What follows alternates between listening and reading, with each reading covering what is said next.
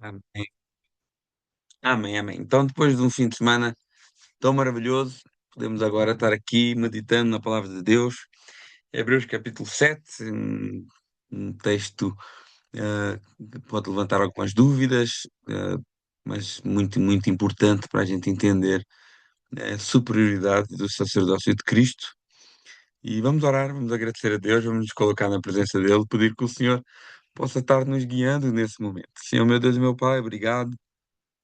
Eu te agradeço porque o Senhor é bom, porque o Senhor é maravilhoso, porque a sua misericórdia dura para sempre.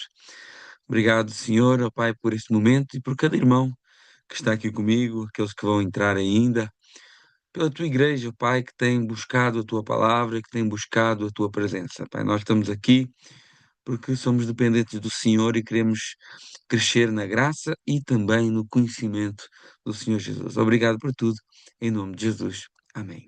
Irmãos, um texto muito interessante, esse texto de Hebreus, capítulo 7. Já vimos aqui, já sabemos como é que é Hebreus, né? Uma carta escrita aqui para um público muito judaico, para incentivar os irmãos a se manterem firmes em Jesus. Alguns irmãos aqui, talvez, com vontade de voltar para o judaísmo, e por isso essa carta é escrita para mostrar como Cristo é muito superior a tudo o que eles haviam deixado para trás. Né? No contexto imediato aqui de Hebreus capítulo 7, como temos acompanhado, nos capítulos anteriores, o autor apresentou Jesus já como a última palavra final de Deus, por exemplo, no capítulo 1, superior aos anjos, como o grande sumo sacerdote, em Hebreus capítulo 4, aquele que foi chamado por Deus, em Hebreus capítulo 5, segundo a ordem de Melquisedeque, Hebreus capítulo 6, 5, 6 a 5, 10. E aquele que foi precursor, que entrou por nós no véu, né? Precursor, entrou primeiro.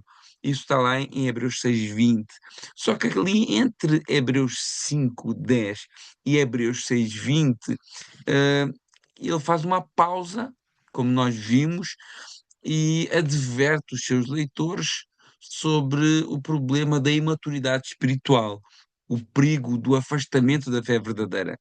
E ele agora, em Hebreus capítulo 7, ele vai voltar ao tema do sacerdócio, depois de fazer aquela pausa ali para advertir os irmãos, para não abandonar a fé, para não serem imaturos, para crescer, né, para não serem mais como meninos, que foi uma pausa que o escritor fez ali entre o capítulo 5, verso 11, e o capítulo 6, verso 20. Agora ele volta aqui em Hebreus capítulo 7 ao tema principal, que é o sacerdócio de Jesus como superior ao sacerdócio levítico, porque ele é de uma ordem superior, ele não é da ordem levítica dos filhos de Arão, é de uma ordem superior e mais antiga. E por isso ele usa o exemplo de Melquisedeque. Ele vai voltar agora aqui no capítulo 7 a falar sobre Melquisedeque, quem é Melquisedeque, porque é que o seu sacerdócio mostra a superioridade do sacerdócio de Cristo. E esse capítulo é decisivo porque ele demonstra que Melquisedeque, aqui como uma figura tipológica extraordinária. Quando a gente fala em algo tipológico, é quando uma pessoa, um evento ou uma instituição do Antigo Testamento apontam antecipadamente para uma realidade maior que se cumpre em Cristo. Então, Melquisedeque é um tipo do antítipo que é Cristo, como por exemplo o Cordeiro lá de Êxodo 12 é um tipo do antítipo que é Cristo, né? Então, Melquisedeque aparece aqui como um tipo de Cristo, uma sombra de uma realidade, né? Então, Melquisedeque é essa figura tipológica, ele não é Cristo, mas ele representa, ele prefigura, ele aponta para Cristo. E agora aqui ele vai mostrar, esse Melquisedeque, vai mostrar que o seu sacerdócio é maior do que de Levi, vai mostrar porquê. Logo, Cristo, que é dessa ordem de Melquisedeque, também é superior aos sacerdócios levíticos, e que com a mudança do sacerdócio também há mudança de lei, e que Cristo possui um sacerdócio eterno, perfeito e eficaz. Esse Melquisedeque, ele vai aparecer lá em Gênesis, capítulo 14, do verso 18 ao verso 20. Ele surge ali de uma maneira repentina, assim, no meio de uma narrativa, se apresenta ali como rei de Salém, sacerdote do Deus Altíssimo, e ele abençoa Abraão, e Abraão entrega ali os dízimos de tudo. E depois disso ele desaparece da história da Bíblia, da narrativa bíblica, e ele vai aparecer séculos mais tarde. Ele volta a ser mencionado no Salmo 110, verso 4, um salmo de Davi. Davi volta a mencionar Melquisedeque, inspirado pelo Espírito Santo, quando ele diz no Salmo 110, verso 4: Tu és sacerdote eternamente, segundo a ordem de Melquisedeque. E o escritor aos Hebreus, nesse capítulo 7, vai usar muito o Salmo 110, verso 4, esse salmo messiânico que se torna a chave para Hebreus explicar o sacerdócio de Cristo, pois, inspirado pelo Espírito Santo, Davi demonstra que Cristo, o Messias, né? A palavra Cristo e a palavra Messias é a mesma coisa, ungido, separado, só que um é no grego e outra é no hebraico. Messias é um termo hebraico e Cristo é um termo grego. Uh, o Davi, inspirado pelo Espírito Santo, demonstra que o Cristo Messias seria eternamente sacerdote. O sacerdócio levítico, que era o sacerdócio que o judeu conhecia do sistema de Moisés, era um sacerdócio oficialmente estabelecido pela tribo de Levi, da casa de Arão, o irmão de Moisés. Então, na cabeça de um judeu, todos os sacerdotes tinham que ser da família de Arão, tinham que ser filhos de Arão, da família de Levi, que por sua vez teve os seus desdobramentos em Arão, em Moisés, que também era descendente de Levi, mas a Arão e aos seus filhos ficou essa responsabilidade de serem sacerdotes. Então, na cabeça de um judeu, todo sacerdote tinha que ser da família de Arão, né? Que por sua vez era da tribo de Levi. E os sacerdotes, eles tinham funções muito importantes. Eram eles que apresentavam os sacrifícios, as purificações, eles que intercediam pelo povo, eles que faziam o culto religioso. Nada do culto era feito sem passar por eles. Os sacerdotes eram intermediários entre Deus e os homens. Os homens, quando iam apresentar um sacrifício, quando iam fazer algum tipo de agradecimento, oferta, pagar um voto, eles iam ao sacerdote, né? Só que esse sacerdote tinha obrigatoriamente que ser da casa de Arão, da tribo de Levi, né? Só que esse sacerdote, ele era limitado, porque ele era hereditário, né? Ele morria um, depois o filho assumia, depois quando morria o filho assumia e era hereditário. Ele era temporário, porque as pessoas morrem, eles eram pessoas normais, né? Era exercido por homens falhos também, homens pecadores, e cada vez que eu morria, o sacerdócio era interrompido para outro sacerdote tomar posse e não podia aperfeiçoar a pessoa, salvar a pessoa, purificar a pessoa plenamente. Os sacrifícios tinham que ser repetitivos, né? E por isso, quando quando o Evangelho vai dizer que Jesus é o sacerdote, na cabeça de um judeu isso causa um escândalo. Por quê? Porque Jesus não era da tribo de Levi, ele era da tribo de Judá, né? Então, para um judeu que era o público-alvo dessa carta, ah, Jesus não podia ser sacerdote, né? Ele podia ser o Messias, rei, porque a descendência do Messias o filho de Davi, que chegaria para governar Israel, ele tinha que vir da tribo de Judá. Ok, então aí ele cumpria. José era da tribo de Judá, Maria era da tribo de Judá, mesmo que ele era adotado por José, a adoção dava direito de privilégio da tribo, então estava tudo certo. Agora, a questão do sacerdote era mais complicada, porque como vai ser rei e sacerdote? Porque rei tem que ser de Judá, sacerdote tem que ser da tribo de Levi. Então, para um judeu, isso era um pouco escandaloso, né? E Hebreus vai responder essa dúvida. Hebreus vem responder a esse escândalo aparente, né? Porque o sacerdócio de Cristo não pertence à tribo de Levi, a da família de Arão, mas uma ordem superior, anterior à tribo de Levi, e eterna, que é essa ordem de Melquisedeque, que também já era sacerdote do Deus Altíssimo antes que existisse qualquer ordem sacerdotal da tribo de Levi, da linhagem de Arão. Então, era uma ordem sacerdotal reconhecida, inclusive, pelo próprio patriarca Abraão. Então, a estrutura aqui desse Hebreus capítulo 7, primeiro vai falar ali de Melquisedeque e da grandeza do seu sacerdócio, até o verso 10, depois do verso 11 ao verso 19, da insuficiência do sacerdócio levítico, que ficou para trás, a superioridade do sacerdócio de Cristo, do verso 20 ao verso 25, e a perfeição moral e sacerdotal de Cristo, do verso 26 ao 28. Irmãos, só uma chamada de atenção. Eu sei que à primeira vista, Hebreus capítulo 7 parece um assunto distante de nós, que somos gentios, que não somos judeus, né? Parece um assunto cheio de termos judaicos.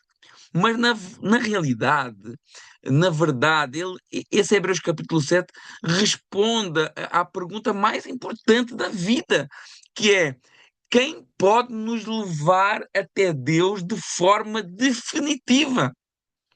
Porque esse era o trabalho dos sacerdotes, né?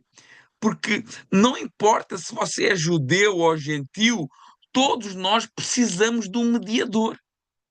E Hebreus capítulo 7 nos mostra que só existe um Jesus Cristo. O judeu precisa de entender o sacerdócio e nós também precisamos de entender a salvação. E Hebreus 7 conecta as duas coisas tão importantes. Ok? Então eu sei que às vezes são termos judaicos, fala de sacerdócio, fala de Melquisedeque, fala da tribo de Levi. Irmãos, isso é um estudo profundo da palavra de Deus. Lembram-se o que é que o escritor de Hebreus falava de deixar só temos que crescer, deixar de ser crianças e aprofundar-nos mais, né, na teologia. Hebreus capítulo 7 é um aprofundar da teologia. Então, eu sei que às vezes pode parecer um assunto muito técnico, muito teológico, mas é tão importante nós termos a plena certeza, porque às vezes pode chegar um judeu perto de si e dizer assim: mas como que Jesus é sacerdote? Porque sacerdote tem que ser da tribo de Levi.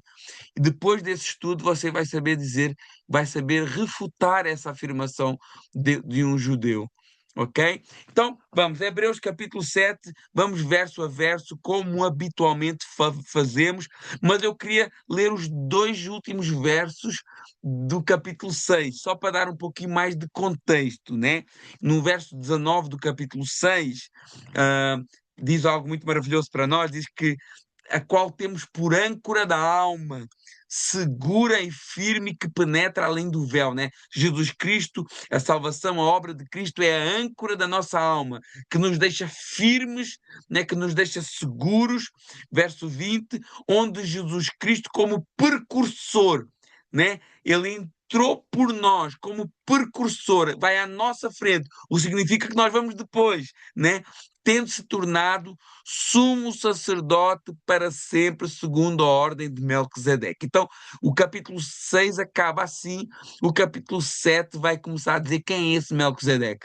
Então, olha, o capítulo 6 acaba dizendo que temos um sumo sacerdote que ele intercede por nós, ele nos representa como os sumos sacerdotes da antiga aliança, lá no deserto, no tabernáculo, no templo, faziam. Então agora nós temos um que entrou por nós primeiro, tornando sumo sacerdote para sempre, segundo a ordem de Melquisedeque. Ele agora vai explicar quem é esse Melquisedeque. Verso 1, Hebreus 7. Porque este Melquisedeque, rei de Salém, sacerdote do Deus Altíssimo, e que saiu ao encontro de Abraão quando ele regressava da matança dos reis e o abençoou, Então, ele está descrevendo os acontecimentos de Gênesis capítulo 14. É um insight dentro de uma narrativa em que Abraão vai derrotar uns reis para salvar o seu sobrinho Ló e ah, há ali um acontecimento que parece que é o acaso, mas não é o acaso. Ali foi fundamental aquele registro para que pudesse ser defendido o sacerdócio de Jesus Cristo por uma ordem superior. Então, o escritor já começa retomando esse acontecimento de Gênesis capítulo 14, e ele diz, este Melquisedeque, ou seja, ele trata Melquisedeque como uma figura real, como uma figura histórica, não como um mito, e ele chama rei de Salém. Então, tanto o seu nome, Melquisedeque, como o seu título já carregam um forte valor simbólico. Porquê? Melquisedeque significa rei de justiça e rei de Salém significa rei da paz. E só por aí, tudo isso já aponta tremendamente para Jesus, né?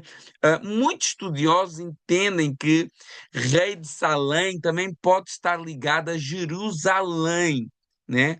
Mas isso só reforça ainda mais o simbolismo, porque Jerusalém é o palco da redenção, o que vai ligar também diretamente a Jesus, porque Jerusalém significa cidade de paz, né? Mas que nesta altura ainda não existia Jerusalém com esse nome. Então, pode ser já uma alusão a uma Jerusalém mais arcaica, mais antiga, mas o nome Rei de Salém significa rei de paz. O nome Jerusalém significa cidade de paz. Então, pode ser que fosse uma Jerusalém mais antiga ainda, mas de qualquer forma, como ele é apresentado na Bíblia, tanto o nome como o seu título já apontam para Jesus, Rei de Justiça e Rei de Paz. E diz que ele era sacerdote do Deus Altíssimo. E isso aqui é algo extraordinário e fundamental, porque Melquisedeque era sacerdote verdadeiro, do Deus verdadeiro, antes da instituição do sacerdócio oficialmente lá no Sinai. Então, 400 a 500 anos antes do Sinai, onde Deus separou Araão da tribo de Levi e os seus filhos para o sacerdócio, ou seja, 400 a 500 anos antes disso, já aparece esse misterioso sacerdote, né? Que vai, que saiu ao encontro de Abraão, né? Depois da vitória de Abraão sobre os reis, Melquisedeque aparece e encontra o patriarca Abraão, e olha o que é que ele faz. Ele o abençoou. Irmãos, isso aqui é tão importante, parece que é só um detalhe, mas é tão importante. Essa bênção aqui é central no argumento do autor. No mundo bíblico, e não só ainda nos dias de hoje, aquele que abençoa ocupa uma posição superior em relação a quem é abençoado. O princípio é que o maior sempre abençoa o menor. Esse é o princípio bíblico. Então, o escritor está demonstrando a superioridade de Melquisedeque em relação a Abraão, porque Melquisedeque abençoou Abraão. Na cultura, principalmente, eu acho que no Brasil é muito comum os filhos pedirem bênção aos pais, né? Eu tenho uma pena que em Portugal isso não é nada comum, nem existe, né? Mas no Brasil é muito comum. Por exemplo, o Pedro, quando liga para mim, ele fala bênção. É a primeira coisa que ele diz, bênção. Aí Deus te abençoe. A gente começa a falar. A mesma coisa com a mãe. Então, no Brasil existe essa cultura. Eu acho muito bonito isso, né? Os meus pequenos, como foram já educados em Portugal, a gente não, e eu não tenho essa tradição, então eles acabaram não cumprindo isso, não levando isso. Mas eu tenho pena. Mas o Pedro tem, e no Brasil há muitas pessoas que têm ainda esse hábito de pedir bênção.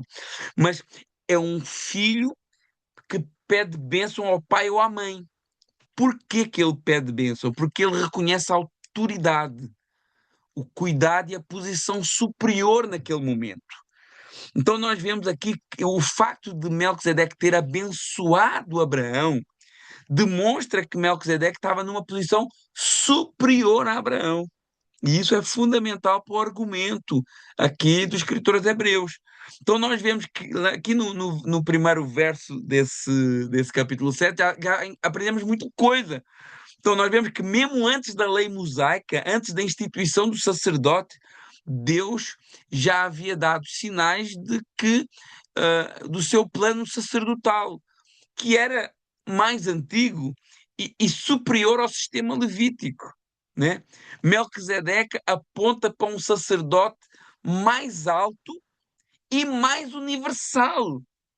E isso é muito interessante, isso leva-nos a pensar algo muito interessante, porque nós temos a mania que Deus é um Deus tribal, né? No sentido que Deus pertence a uma classe, uma tribo, a uma nação, mas Deus deixa bem claro que não, que Deus é Deus de toda a terra.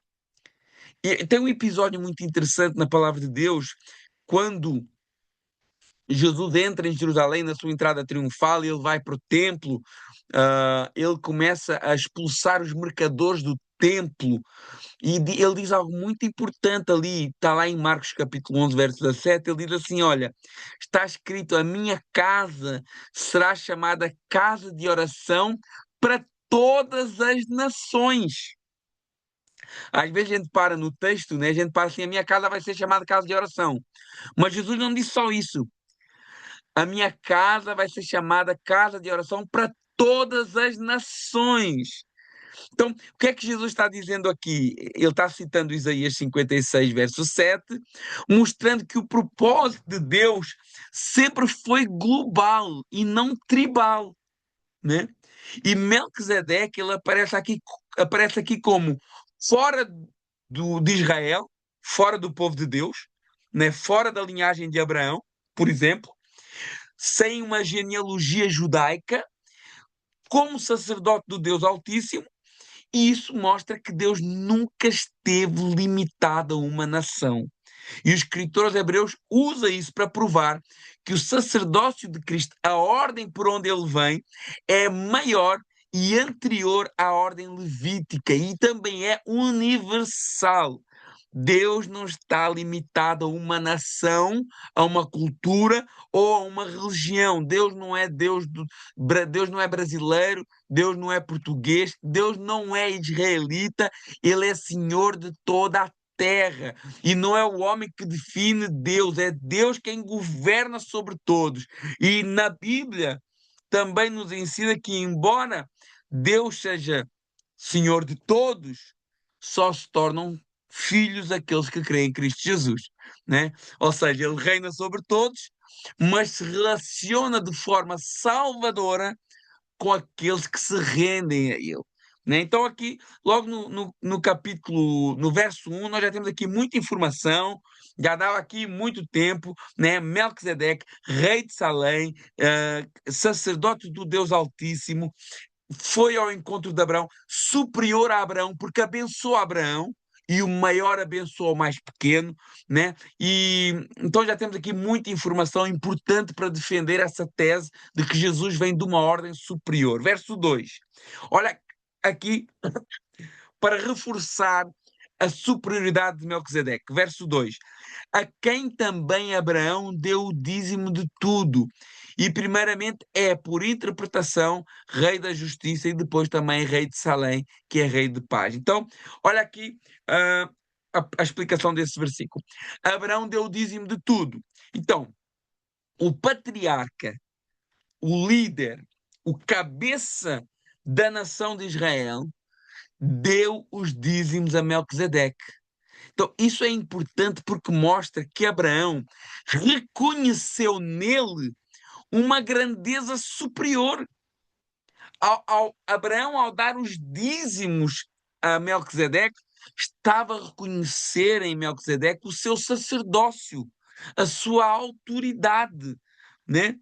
E agora nesse versículo 2 ele vai também explorar a questão do nome de Melquisedeque. Nós até já falámos lá no verso 1, né? Rei da justiça, porque é o que significa Melquisedeque, rei da justiça, e rei da paz, que é o que significa rei de Salém, né? Salém associado à paz. Assim como Melquisedeque é rei da paz e rei da justiça, o nosso Jesus, ele também, ele uniu essas duas coisas de uma maneira perfeita.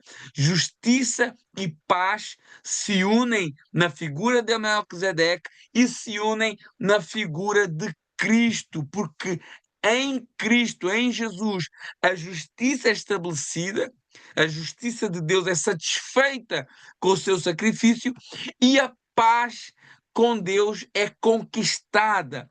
Por ter sido satisfeita a justiça, nós temos paz com Deus. Em Cristo, justiça e paz se encontram perfeitamente. Ele não é apenas sacerdote, Jesus não é apenas sacerdote, mas também é um rei justo e rei de paz. E isso é uma representação também daquilo que Melquisedeque era. Verso 3. Olha aqui que curioso. Continua a falar de Melquisedeque.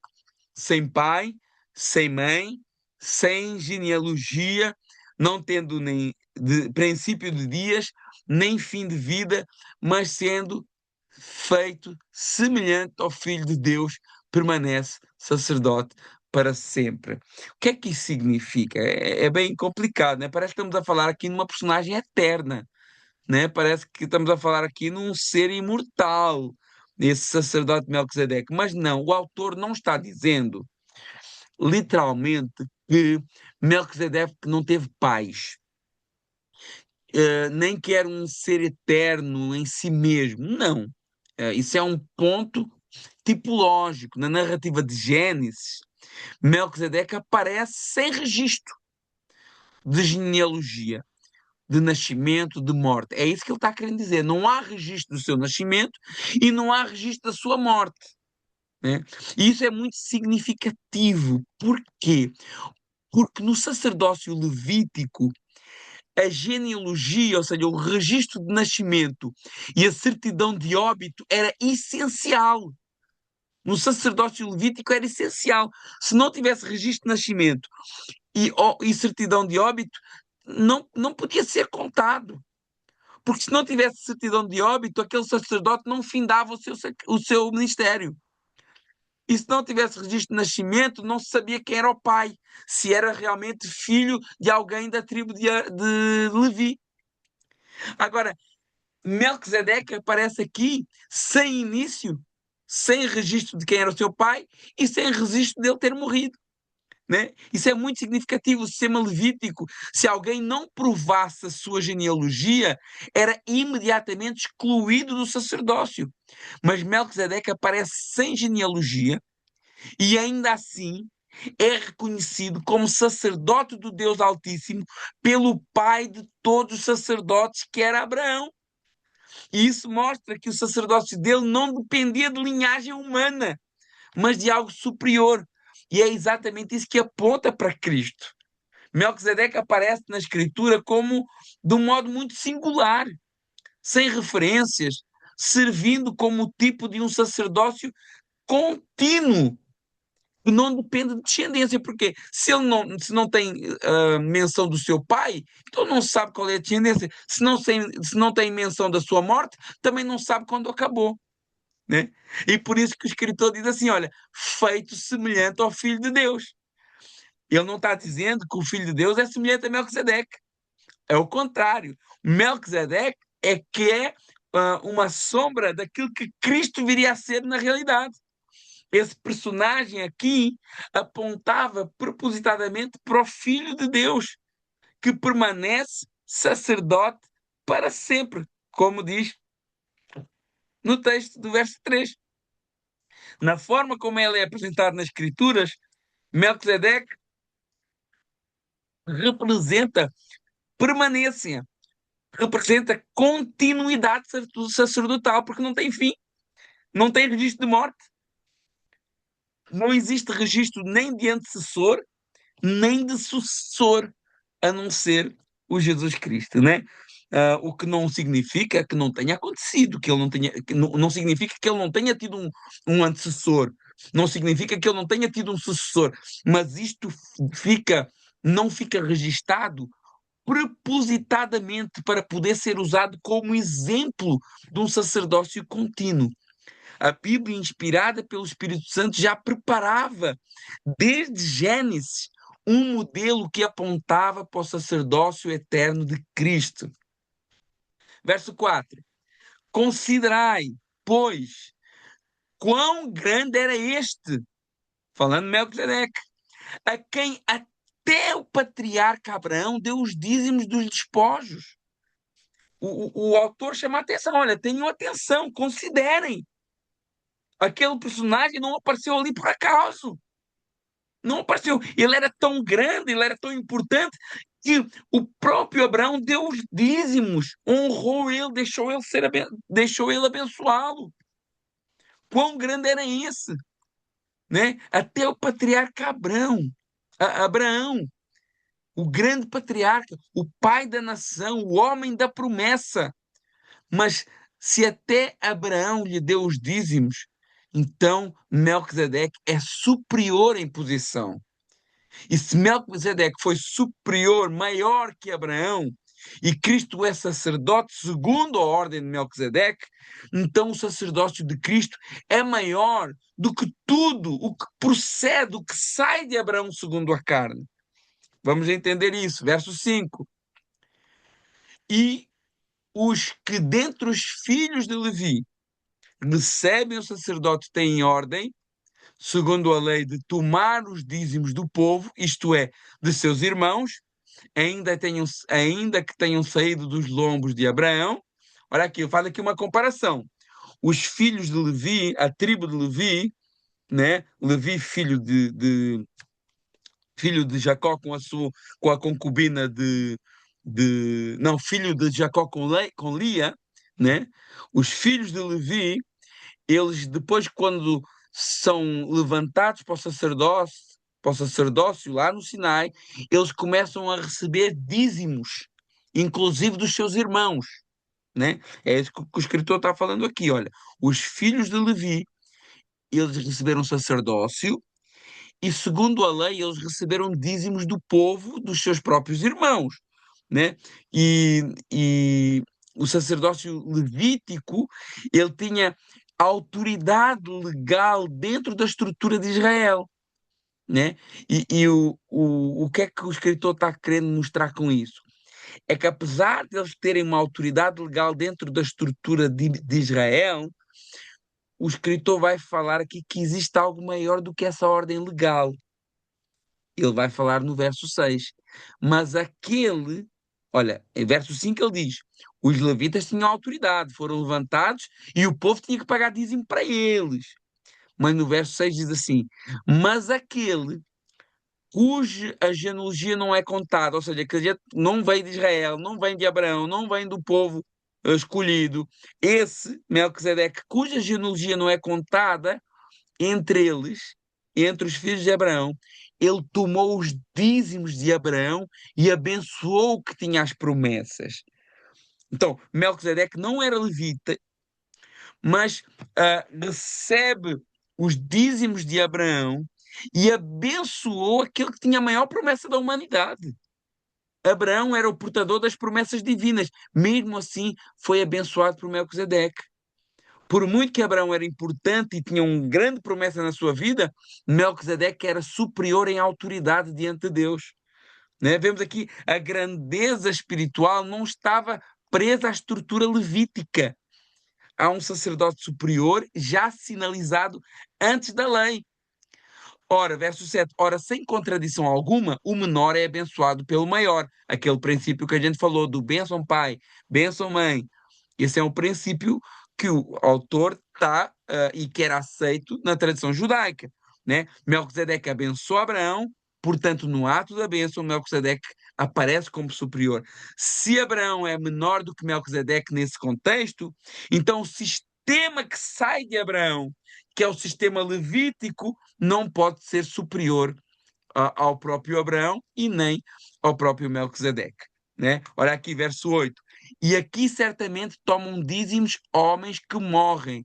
Ali, porém, aquele quem se testifica que vive. Então, olha, os homens de Levi recebiam dízimos, homens que morreram, né? Os seus dias foram contados, está lá na genealogia. Agora, aquele que testifica que vive, ou seja, o Melquisedeque, que não há prova da sua morte, não estou dizendo que ele não morreu, ele não é imortal, mas o seu sacerdócio continua em Cristo e Cristo não morreu, Cristo ressuscitou, né? Então, não, Melquisedeque, ele é aqui usado como uma figura, não estou falando que ele que não morreu, está falando que Jesus assumiu esse sacerdote e ele e Jesus não morreu. Né? Então, o sacerdócio levítico era passageiro, porque eles morriam. Agora, quanto mais o de Cristo, que é da ordem de Melquisedeque, que não tem um registro de óbito e que foi continuado por Jesus Cristo, que vive eternamente. Verso 9. E por assim dizer, por meio de Abraão, até Levi, que recebia os dízimos, pagou dízimos. Olha o que isso significa, né? Lá atrás falou, né? Os da tribo de Levi tinham autoridade por lei de receber dízimos. Mas esses que recebiam dízimos do povo, por meio de Abraão, também pagou os dízimos a Melquisedeque, né? E claro que aqui o autor está falando de modo representativo. Ele diz, até Levi que recebe dízimos, pagou dízimos. Como Levi ainda estava dentro de Abraão, ainda não tinha sido gerado, essa é a lógica do autor. Como Levi ainda estava dentro de Abraão, não tinha nascido, então pode-se dizer que, de certa forma representativa, Levi também se submeteu a Melquisedeque, né? Na figura do seu, no caso, no seu tetravô. Né? Então, o sacerdócio levítico, em certo sentido, reconheceu a sua inferioridade na pessoa de Abraão em relação a Melquisedeque, porque na pessoa de Abraão também pagou dízimos a Melquisedeque. Olha o que é que continua aqui no verso 10 esse argumento. Porque ainda estava nos lombos do seu pai quando Melquisedeque lhe saiu ao encontro. Ou seja, mesmo antes de nascer, Levi já estava representado em Abraão. Por isso, quando Abraão deu o dízimo a Melquisedeque, é como se o próprio Levi também tivesse reconhecendo a superioridade dele. Esse é o argumento do autor, e é claro, a ordem levítica é inferior à ordem de Melquisedeque. Mas não somente é inferior, como também é insuficiente, que é o próximo tema que o escritor de Hebreus vai tratar. Ele já demonstrou agora aqui, eu sei que é complexo, muita tipologia, vai para trás, vem para a frente, mas ele já demonstrou que o sacerdócio de Melquisedeque é superior, porque foi reconhecido pelo pai de todos os sacerdotes, né? Agora ele vai demonstrar que o sacerdócio levítico não só é inferior e que o de Melquisedeque é superior, mas que o sacerdócio levítico era insuficiente. Verso 11. De sorte que, se a perfeição fosse pelo sacerdócio levítico, porque sobre ele o povo recebeu a lei, que necessidade havia que outro sacerdote se levantasse segundo a ordem de Melquisedeque e não fosse chamado segundo a ordem de Arão? Olha o que é que ele está dizendo aqui. Olha, se perfeição, se a redenção, se a nossa justificação fosse possível pelo sacerdócio levítico, né? Ou seja, se o nosso acesso a Deus, se a nossa consumação espiritual, se a realização definitiva da reconciliação com Deus fosse possível pelo sacerdócio levítico, será que era possível nós termos sido redimidos pelo sacerdócio levítico? Não! Ele diz, olha, se isso fosse possível, qual que era a necessidade de levantar outro sacerdócio? Ou seja, se o sacerdócio levítico fosse suficiente, Deus não teria falado de um outro sacerdote em Salmo 110, verso 4, segundo a ordem de Melquisedeque. A profecia do Salmo 110 mostra a insuficiência do sistema anterior. Quando Deus anuncia um novo sacerdócio, O sacerdócio, ele declara que o antigo era um sistema provisório e incompleto. Verso 12. Amém. Também não Por, sabia. porque mudando, porque mudando o sacerdócio, necessariamente também há mudança de lei. O sacerdócio da lei, o sacerdócio e a lei mosaica estavam profundamente ligados, né? Se o sacerdócio muda, a estrutura legal que sustentava também vai sofrer mudança. Isso não significa que toda aquela revelação moral de Deus foi anulada em seu caráter santo, mas que a ordem cultural, cerimonial e pactual de Moisés foi superada e cumprida em Cristo. Cristo não veio apenas ajustar detalhes do antigo sistema, como se o sistema tivesse sido um erro. Cristo veio cumprir o propósito que esse mesmo sistema tinha de trazer uma nova ordem, uma nova aliança, conforme Jeremias 31.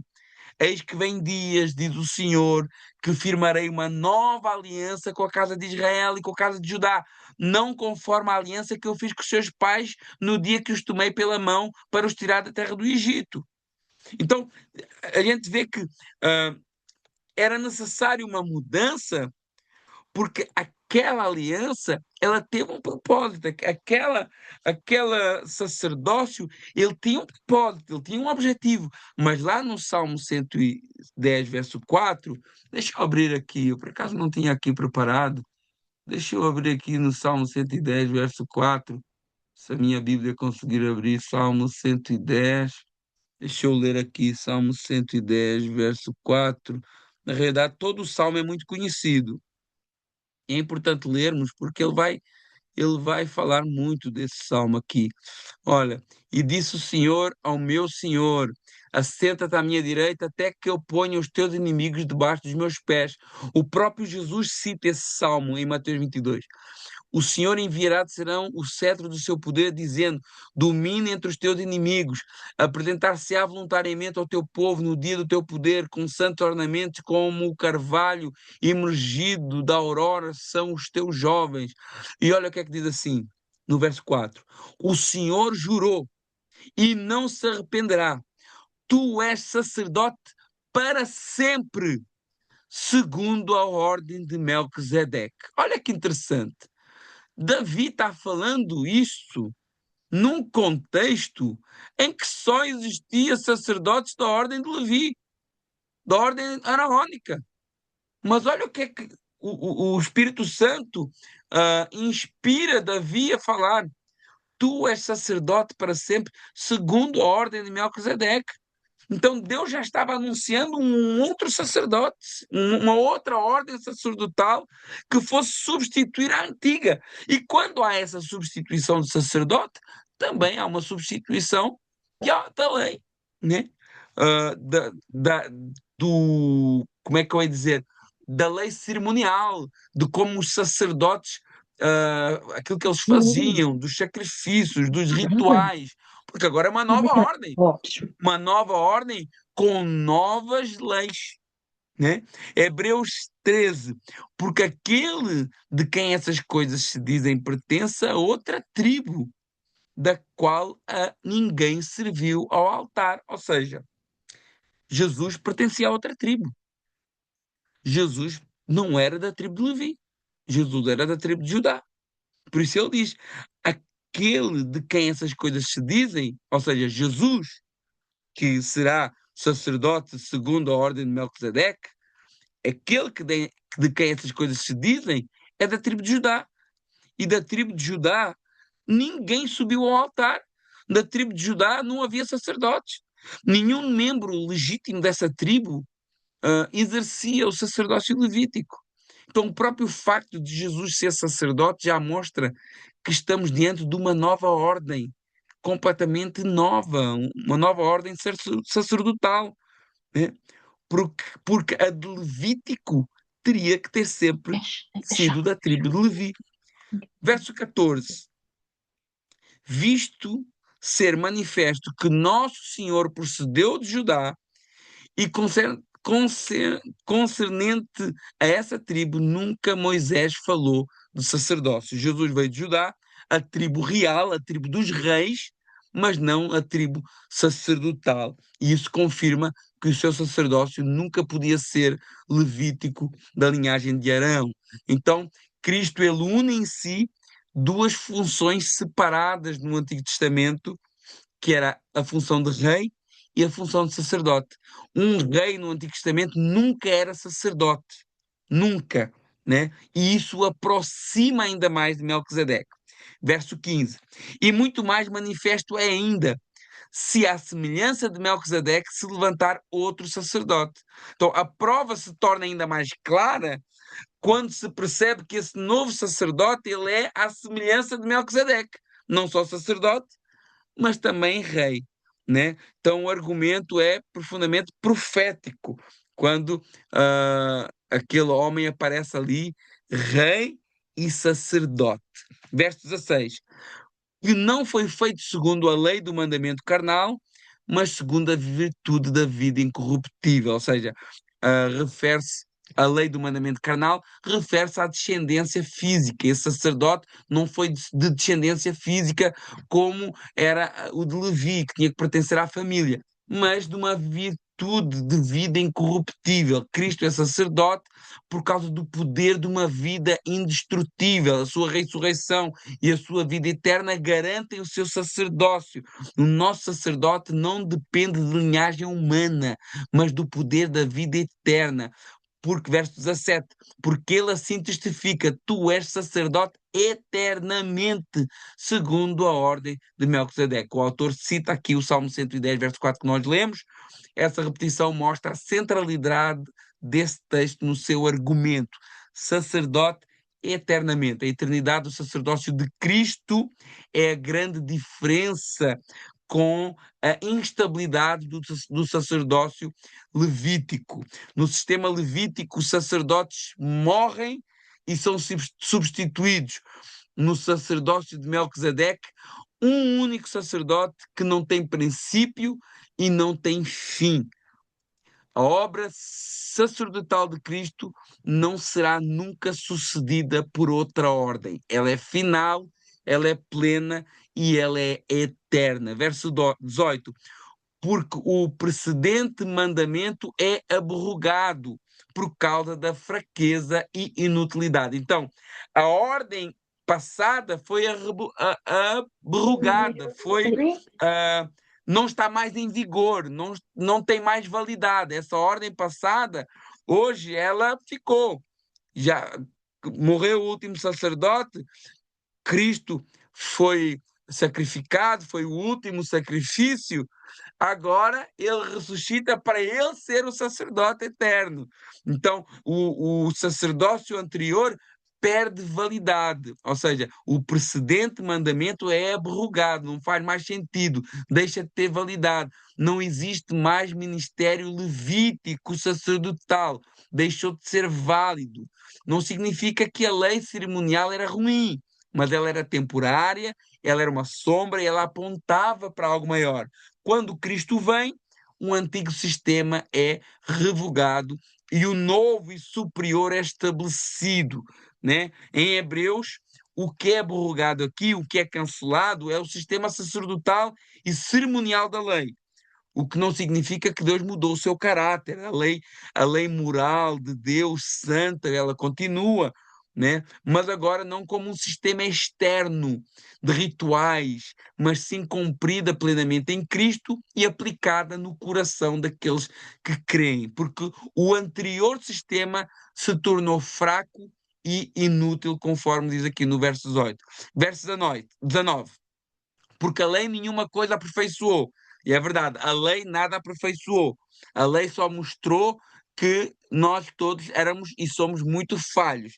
E desta forma é introduzida uma melhor esperança pela qual chegamos a Deus. Então, a lei, quando a gente olhava para a lei e para aquele sacerdócio e para aqueles rituais, a gente via sangue, né? Eu imagino assim, eu às vezes começo a imaginar como que seria aquele ambiente do tabernáculo, como seria aquele ambiente do templo, aquilo devia ser um cheiro de sangue, sangue por todo lado, porque eram sacrifícios contínuos, sangue sendo derramado continuamente, né? Animais sendo mortos continuamente, de manhã, à tarde, à noite, eram mortos pelos próprios sacerdotes e pelo povo que pecava, né? Então, essa lei não aperfeiçoou nada, aquela lei só mostrava o sangue, a necessidade de morrer, a necessidade de sacrifício. É isso que servia a lei, para quando a lei dos rituais, das cerimónias, para quando as pessoas fossem lá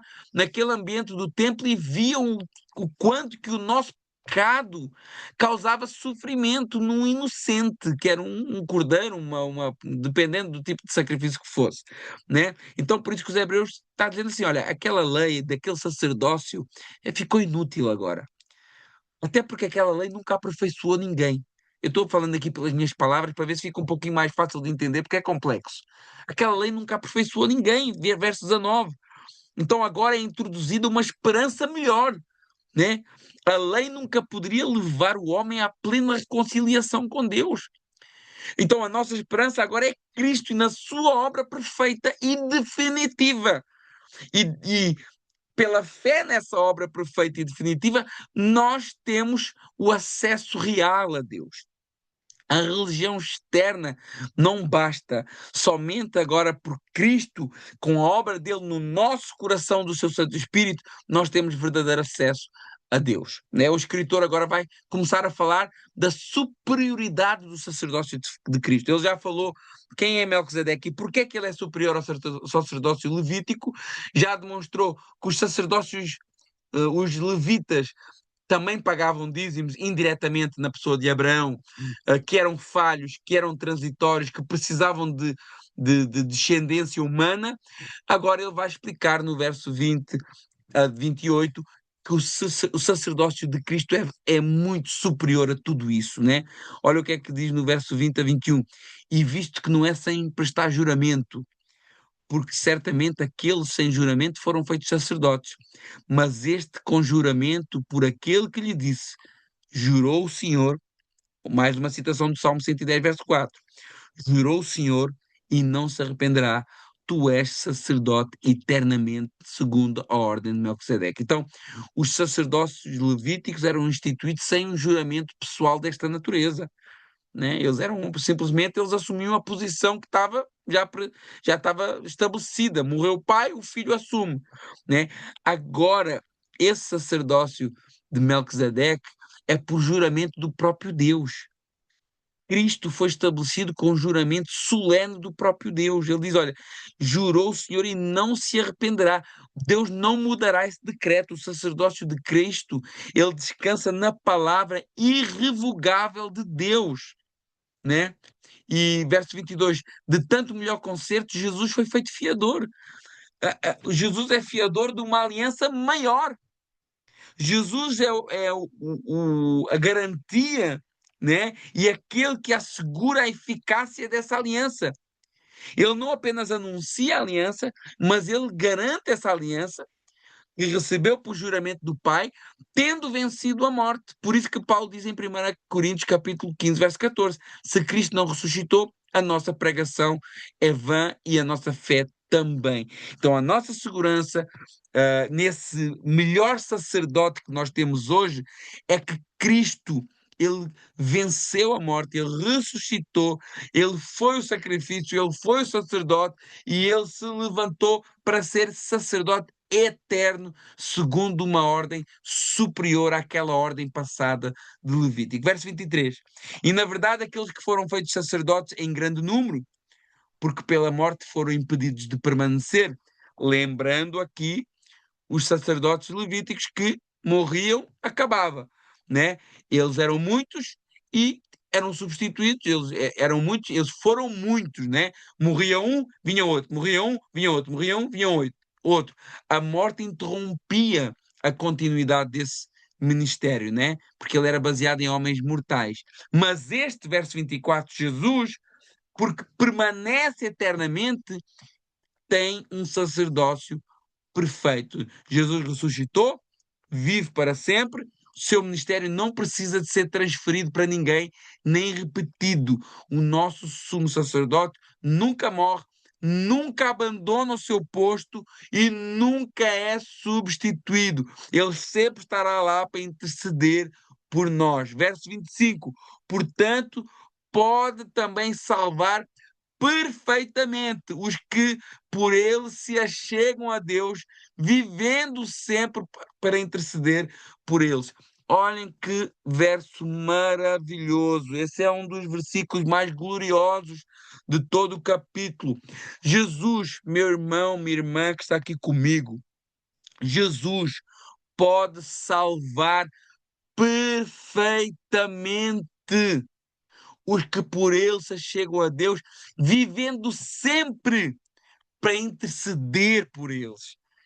Nossa, ele salva até o fim, completa e definitivamente. Cristo salva plenamente, continuamente, definitivamente, eternamente aqueles que por ele, que através dele se chegam a Deus. A salvação é para aqueles que vêm a Deus por meio de Cristo. Não é por meio do pastor, não é por meio da religião, não é por meio de rituais. 1 Timóteo 2,5, porque há um só Deus, um só mediador entre Deus e os homens, Jesus Cristo, o homem, sacerdote segundo a ordem de Melquisedeque. João 14,6 respondeu-lhes e disse: Eu sou o caminho, a verdade e a vida, e ninguém vem ao Pai senão por mim. Jesus vivendo sempre, para interceder. A intercessão de Cristo não é um acréscimo secundário, é parte essencial do seu ministério como sacerdote. Será que Cristo vai interceder por nós? Ele é sumo sacerdote. Ele está lá com essa função. Então, a nossa salvação não depende da nossa constância, do nosso mérito, mas do sacerdócio vivo de Cristo que intercede hoje, agora mesmo, pelo seu povo. Olha o que é que diz João, 1 João 2, de 1 ao 2. Filhinhos meus, essas coisas eu vos escrevo para que não pequeis. Se todavia alguém pecar, temos um advogado junto ao Pai, Jesus Cristo, o justo. Aleluia! Ele é a propiciação pelos nossos pecados, mas não somente pelos nossos próprios, mas ainda pelos do mundo inteiro. Glória a Deus. Verso 26. Porque nos convinha tal sumo sacerdote, santo, inocente, imaculado, separado dos pecadores, feito mais sublime do que os céus. Olha a diferença desse sumo sacerdote da ordem de Melquisedeque para os sumos sacerdotes da ordem levítica, que eram falhos, que eram pecadores. Alguns foram pessoas da pior espécie. Lembrando aqui, por exemplo, os filhos de Levi, os filhos de Eli, né? No tempo de Samuel, que Deus matou-os, que eram sacerdotes da pior espécie, sacerdotes outros que foram omissos, sacerdotes que fizeram coisas horríveis, pecadores, mas agora nós temos um sumo sacerdote de uma ordem superior à ordem levítica e que é perfeito. E nos convinha isso, é o que o texto está falando aqui. Ele era exatamente o sacerdote que nós precisávamos. Santo, consagrado, plenamente puro diante de Deus, inocente, sem maldade, sem perversidade, imaculado, sem mancha moral, separado dos pecadores, não no sentido do isolamento físico, pois ele conviveu com pecadores, mas no sentido de não participar do pecado das pessoas. E mais sublime do que os próprios céus, exaltado em glória acima de tudo. Somente um sacerdote perfeitamente santo pode representar pecadores diante de um Deus perfeitamente santo e eterno. Verso 27. Que não necessitasse como, olha, Jesus Cristo, né, que não necessitasse, como os outros sumos sacerdotes, de oferecer a cada dia sacrifícios pelos seus próprios pecados. Primeiro pelos seus próprios pecados e depois pelos do povo. Por isso fez ele uma vez, oferecendo-se a si mesmo, Olha aqui um contraste final, né, com os sacerdócios levíticos, que tinham que primeiro, antes deles apresentarem sacrifícios do povo, eles tinham que apresentar sacrifícios por eles mesmos. Porquê? Porque eles mesmos eram falhos, eles mesmos eram pecadores. Agora, Cristo não. A sua oferta foi única, definitiva, e ele ofereceu-se a si mesmo pelo pecado do povo. Ele é ao mesmo tempo sacerdote e sacrifício. E isso é completamente singular e único na Escritura. Cristo nunca precisará de repetir a sua obra foi perfeita, suficiente e irrepetível. Verso 28 para terminar. Porque a lei constituiu sumos sacerdotes a homens fracos. A lei. Mas a palavra do juramento, lá de Salmo 110, verso 4, juro eu e não me arrependo, a palavra do juramento que vem depois da lei, porque Salmo 110, verso 4 foi escrito por Davi, né? 500 anos depois da lei. Então, a palavra do juramento que vem depois da lei constituiu ao Filho perfeito para sempre. Lá em Levítico, na ordem levítica, eles eram limitados, eles eram pecadores, eles eram mortais, mas a palavra de Deus, Deus jurou e constituiu o próprio Filho. Aqui está a grandeza máxima do sacerdócio definitivo, é o próprio Filho de Deus, da mesma natureza do Pai, divino, eterno, todo-poderoso, perfeito para sempre, plenamente qualificado, plenamente suficiente e eternamente eficaz.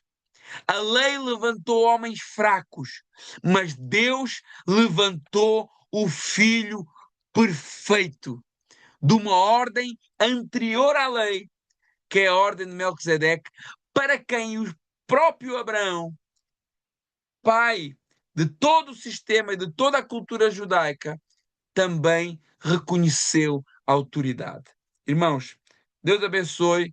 Eu sei que é muito ilógico esse capítulo, mas o escritor aqui quer provar e mostrar que o ministério sacerdotal não se limitava ao ministério levítico e que existia uma ordem superior, mais abrangente e mais universal que a ordem levítica, que era a ordem de Melquisedeque. Então, é, esse é o argumento do autor e ele demonstrou aqui que essa ordem foi reconhecida pelo próprio pai do sistema levítico e também uma ordem que não teve princípio nem fim, registados, e Jesus é a realização disso cá na frente, também é eterno, não tem princípio e nem fim, e é sumo sacerdote eternamente.